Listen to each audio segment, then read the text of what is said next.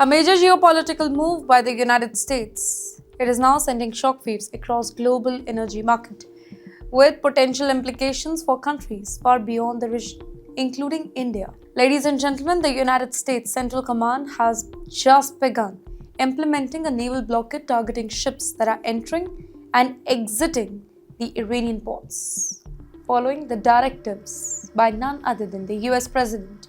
Now here the objective, that is clear. The objective is to put a lot of economic pressure on Iran by restricting its ability to export crude oil, which remains a key source of revenue for Tehran. However, wait, this is not just a complete shutdown of maritime movement in the region.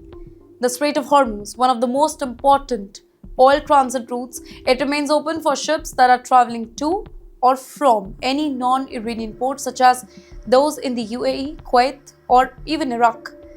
While this ensures that the global trade it is not entirely halted, it comes with strict monitoring, navigation signs, warnings, and heightened military presence, creating a tense and uncertain environment for the commercial ships. Well, vessels have been advised to stay in constant communication with the US naval forces, reflecting the seriousness of the whole situation. Well, despite these allowances, the impact that is already being felt.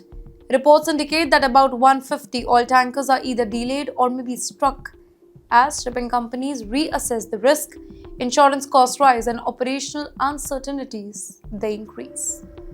Now, this particular disruption, even if partial, it has potential to ripple through the global market, affecting the oil prices and supply chain. Now, if we talk about India, then the whole situation, it is particularly sensitive. A significant portion, nearly 60% of its oil, be it LPG or fertilizer import, passes through this particular Strait of Hormuz. While the Indian-bound ships, they are not really linked to Iranian ports, they are currently allowed to continue. The indirect effects, it could be substantial.